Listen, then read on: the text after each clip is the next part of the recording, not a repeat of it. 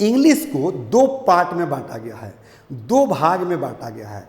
और सिर्फ इंग्लिश को ही नहीं बल्कि दुनिया के चाहे कोई भी भाषा क्यों ना हो, हर भाषा को दो ही पार्ट में बांटा गया है। Good morning to all of you, sit down everybody. आगे कुछ नए बच्चे बैठे हुए हैं, मैं उनका नाम जानना चाहूंगा। You stand up first. Your name? Chinki. Okay, sit down please. Your name please? Mahi. Okay, sit down please. Yours बेटा? Maria. Okay, sit down please, sit down. Yours बेटा beside you? Sir Rohit. Okay, sit down please. आज आप लोग काफी excited नजर आ रहे हैं क्योंकि आज आप लोग का पहला दिन है, पहला क्लास है और पढ़ना है a spoken English for all age groups का पहला chapter what is a spoken English. यानी कि स्पोकन इंग्लिश किसे कहते हैं, स्पोकन इंग्लिश का हिंदी अर्थ क्या होता है, स्पोकन इंग्लिश का हिंदी मतलब क्या होता है, आप सबको मालूम है? अच्छा, किसी को नहीं मालूम है, कोई बात नहीं, मैं हूं ना। आइए देखते हैं।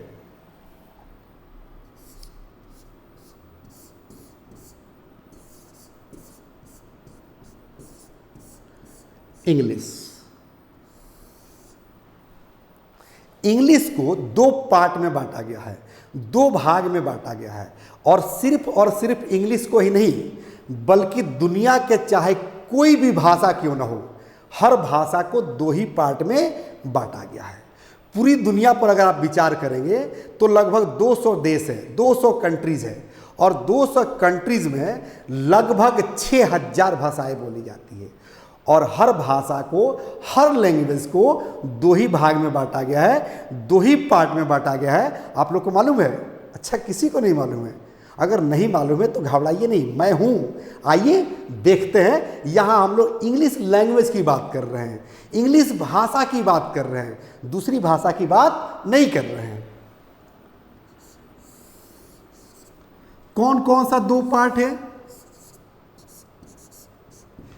पहला स्पोकन इंग्लिश, यानी कि बोलचाल की अंग्रेजी। मतलब स्पोकन इंग्लिश का हिंदी होता है, हिंदी अर्थ होता है बोल चाल की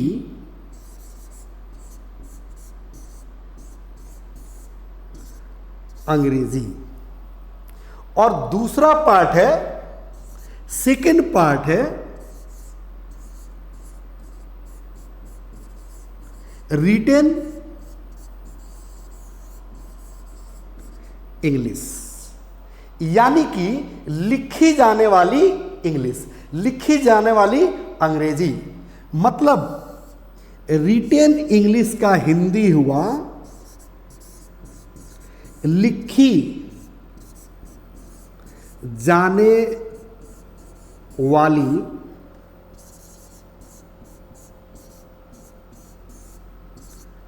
अंग्रेजी।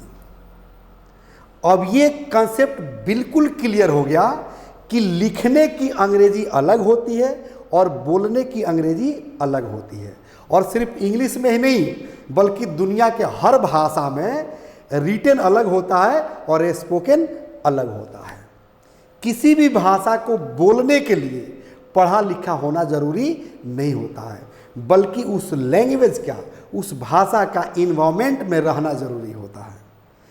जैसे अगर आप कुछ दिनों के लिए बंगाल चले जाइए तो आप बंगाली बोलना शुरू कर देंगे, लेकिन आप बंगाली लिख नहीं सकते। अगर आप कुछ दिनों के लिए बिहार चले जाइए तो आप भोजपुरी बोलना शुरू कर देंगे, लेकिन आप भोजपुरी लिख नहीं सकते। अगर आप कुछ दिनों के लिए तमिलनाडु चले जाइए तो आप तमिल बोलना शुरू कर देंगे, लेकिन तमिल लिख नहीं सकते। आप कुछ दिनों के लिए महाराष्ट्र चले जाइए, मुंबई चले जाइए तो आप मराठी बोलना शुरू कर देंगे, लेकिन मराठी लिख नहीं सकते। उसी तरह से अगर आप कुछ दिनों के लिए इंग्लैंड चले जाइए, लंदन चले जाइए, तो आप अंग्रेजी बोलना शुरू कर देंगे, लेकिन अंग्रेजी लिख नहीं सकते। इन एग्जाम्पल से यह स्पष्ट हो जाता है, क्लियर हो जाता है कि इन्वायरमेंट चाहिए, माहौल चाहिए किसी भी भाषा को बोलने के लिए, लिखने के लिए नहीं। क्योंकि लिखने के लिए आपको स्कूल, कॉलेज, कोचिंग, यूनिवर्सिटी की जरूरत पड़ेगी, पेन, पेपर और किताब की जरूरत पड़ेगी, नोटबुक की जरूरत पड़ेगी, टीचर की जरूरत पड़ेगी, मैडम की जरूरत पड़ेगी जो आपको टीच कर सके, अल्फाबेट सिखा सके। लेकिन बोलने के लिए किसी भी टीचर की आवश्यकता नहीं है, किसी भी कॉलेज, यूनिवर्सिटी या कोचिंग, ट्यूशन की जरूरत नहीं है। सिर्फ और सिर्फ आपको माहौल की जरूरत है, इन्वायरमेंट की जरूरत है। आप उस भाषा को सीख जाएंगे और हम लोग आपको उसी तरह के माहौल देने वाले हैं, उसी तरह के इन्वायरमेंट देने वाले हैं, ताकि आप नेचुरल और फराटेदार इंग्लिश बोल सके। ये पहला अंतर हुआ। यानी कि एक शब्द मैं कहूँ, एक लाइन में मैं कहूँ, तो अनपढ़ आदमी भी इंग्लिश बोल सकता है, लेकिन अनपढ़ आदमी इंग्लिश लिख नहीं सकता। दूसरा डिफरेंस है, मेजर डिफरेंस, कि बोलने की इंग्लिश अलग होती है और लिखने की इंग्लिश अलग होती है। और सिर्फ इंग्लिश ही नहीं, बल्कि दुनिया के हर भाषा बोली अलग जाती है और लिखी अलग जाती है। अगर हम इंग्लिश की बात करें तो जो हम बोलते हैं वो लिखते नहीं, और जो लिखते हैं वो हम बोलते नहीं। आप सबको हिंदी आती है ना?